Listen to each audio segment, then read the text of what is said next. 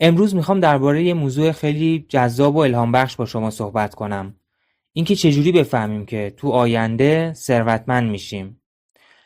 این موضوع بر اساس تحقیقات و نظریه‌های دلورس کنن، نویسنده و درمانگر معروف، براتون آماده کردم. دلورس کنن معتقده که بعضی از ویژگی‌ها و رفتارها میتونن نشون دهنده این باشن که شما تو آینده به ثروت و موفقیت مالی میرسین. اگه دوست دارین بدونین که آیا شما هم این ویژگی‌ها رو دارین یا نه، این 9 نشونه رو با دقت بخونید و ببینید که چند تاشون تو شما وجود داره. اولی انعطاف پذیری هستش. دنیا همیشه در حال تغییره و آدمای موفق کسایی هستن که میتونن خودشونو با شرایط جدید وفق بدن. اگه شما هم میتونید تو شرایط سخت انعطاف پذیر باشین و از فرصت‌های جدید استفاده کنین، پس شما هم یه قدم به ثروت نزدیک ترید. دلورس کنن میگه که انعطاف پذیری یه ویژگی کلیدیه که ثروتمندها دارنش. اونا میتونن تو شرایط سخت خودشونو تطبیق بدن و از فرصت‌های جدید استفاده کنن. دومی یادگیری مداوم هستش. آدمای موفق هیچ وقت از یادگیری دست بر نمیدارن. اونا همیشه دنبال یاد گرفتن چیزای جدید هستن و سعی میکنن مهارت‌هاشون رو ارتقا بدن. اگه شما هم عاشق یادگیری هستین و همیشه دنبال رشد شخصی تونید، پس شما هم یه نشونه دیگه از ثروتمند شدن رو دارین. دلورس کنن معتقده که یادگیری مداوم یه ویژگی مهمه که ثروتمندا دارنش. اونا میدونن که دنیا دائما در حال تغییر و برای موفقیت باید همیشه به روز باشن. سومی تفکر آینده نگرانه هستش. آدمای ثروتمند همیشه یه چشمانداز واضح از آینده دارن. اونا میتونن موفقیتشون رو تصور کنن و برای رسیدن به اهدافشون برنامه ریزی میکنن. اگه شما هم میتونید آیندهتون رو واضح ببینید و برای اون تلاش میکنید، پس شما هم یه قدم جلوترید. دلورس کنن معتقده که توانایی تجسم آینده یه ویژگی کلیدیه که ثروتمندا دارنش. اونا میتونن خودشونو تو موقعیت‌های موفق تصور کنن و این تصویر ذهنی بهشون انگیزه میده تا به اهدافشون برسن. چهارمی پشتکار و اراده قوی هستش. ثروتمند شدن کار آسونی نیستش. اگه شما هم جزو اون دسته از آدمایی هستین که با وجود همه مشکلات و سختی‌ها بازم به راهتون ادامه میدین و تسلیم نمیشین، پس شما قطعاً پتانسیل ثروتمند شدن رو دارین. دلورس کنن میگه که پشتکار یه ویژگی اساسیه که ثروتمندا دارن. اونا میدونن که موفقیت یه شبه به دست نمیاد و برای رسیدن به اهدافشون باید تلاش زیادی بکنن. پنجمی مهارت شبکه سازی. آدمای موفق میدونن که شبکه سازی چقدر مهمه. اونا دائما در حال گسترش شبکه ارتباطاتشون هستن و از این طریق فرصت‌های جدیدی برای خودشون ایجاد میکنن. اگه شما هم میتونین با آدمای جدید ارتباط برقرار کنین و شبکه سازی کنین، پس شما هم یه قدم به ثروت نزدیک ترین. دلورس کنن میگه که شبکه سازی یه ویژگی مهمه که ثروتمندا دارن. اونا میدونن که ارتباطات قوی میتونه فرصت‌های جدیدی براشون ایجاد کنه.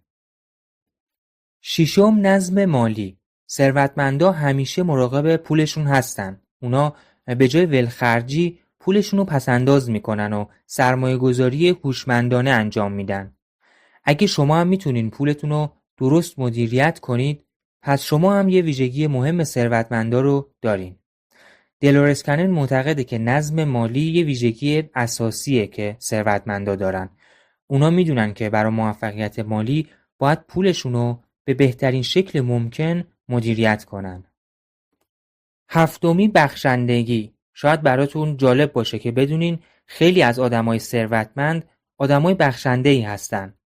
اونا میدونن که بخشیدن به دیگران نه تنها به دیگران کمک میکنه، بلکه ذهنیت ثروت و فراوانی و تو خودشون هم تقویت میکنه. اگه شما آدم بخشنده‌ای هستین، پس شما هم یه ویژگی دیگه از ثروتمندا رو دارین. دلورس کنن معتقده که بخشندگی یه ویژگی کلیدیه که ثروتمندا دارن. اونا میدونن که بخشندگی به بقیه میتونه ذهنیت ثروت رو تو خودشون تقویت کنه. شماره 8 ریسک پذیری. البته که ریسکای بیدلیل کار درستی نیستش، اما آدمای موفق میدونن که گاهی باید از اون منطقه امنشون خارج بشن و فرصتهای جدید رو امتحان کنن. اگه شما هم میتونین با حساب کتاب ریسک کنین، پس شما هم یه قدم به ثروت نزدیکترین. دلورس کنن میگه که ریسک پذیری یه ویژگی مهمه که ثروتمندا دارنش. اونا میدونن که برای موفقیت باید گاهی ریسک کنن. من امیر هستم و اینجا کانال راز مونتا هستش. اگه از مطالب مربوط به هوروسکوپ پول، آسترولوژی و جذب ثروت خوشت میاد، کانال رو سابسکرایب کن و زنگوله رم بزن. و نهمین ویژگی، ذهنیت مثبت. آخرین و مهمترین ویژگی آدمای موفق داشتن یه ذهنیت مثبته. اونا به خودشون و توانایی‌هاشون باور دارن و همیشه نیمه پر لیوانو میبینن. اگه شما هم میتونین تو شرایط سخت مثبت نگر باشین و به آینده امیدوار باشین، پس شما هم قطعا پتانسیل ثروتمند شدن رو دارین. دلورس کنن معتقده که ذهنیت مثبت یه ویژگی کلیدیه که ثروتمندا دارن. اونا میدونن که برای موفقیت باید به خودشون و توانایی‌هاشون باور داشته باشن. یه نکته مهم هم اینجا وجود داره دوستان، اونم اینه که ممکنه شخصی بیاد بگه اوکی 9 مورد بود، خب من اگه رو 4 مورد کار کنم به اندازه 4 مورد ثروتمند میشم دیگه. یا اگه 6 مورد رو داشته باشم یعنی 2/3 موارد رو اوکی کردم، پس دیگه حله. در حالی که همونجور که بزرگان بیزینس و افراد موفق رشته‌های مختلف هم میگن برای رسیدن به موفقیت نیاز هست شما همه موارد شخصیتی مربوط به موفق شدن رو رعایت کنین و به یه تعادل تو همه این موارد برسین. پس برای این 9 مورد هم باید به یه تعادل صحیح از همشون دست پیدا کنین. این خیلی مهمه.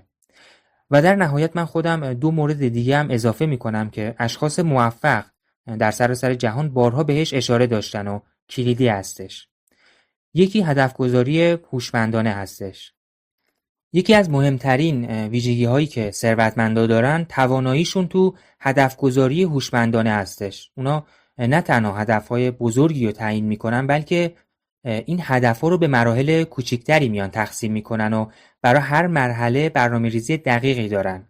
اگه شما هم میتونین هدفاتون رو به درستی تعیین کنین و برای رسیدن بهشون برنامه‌ریزی میکنید، پس شما هم یه قدم به ثروت نزدیکترین. هدف گذاری یه فرایند ذهنی قدرتمنده که میتونه مسیر زندگیتون رو تغییر بده. اونا میدونن که بدون هدف موفقیت اتفاق نمیفته و باید برای رسیدن به اهدافشون هدف گذاری دقیقی رو داشته باشن. و بعدیش هم مدیریت زمانه. ثروتمندا میدونن که زمان با ارزشترین داراییشونه. اونا از هر دقیقه‌شون به بهترین شکل استفاده میکنن و کارهای غیر ضروری رو حذف میکنن. اگه شما هم میتونین زمانتون رو به درستی مدیریت کنین و اولویتاتون رو مشخص کنین، پس شما هم یه ویژگی دیگه ای از ثروتمندا رو دارین. مدیریت زمان یه مهارت کلیدیه که ثروتمندا دارن. اونا میدونن که برای موفقیت باید از زمانشون به بهترین شکل ممکن استفاده کنن. اگه میخوای روزای خوشیومن زودیاک چینی مربوط به ماه تو بدونی، رو ویدئویی که تو صفحه اومده بزن تا از دستش ندی.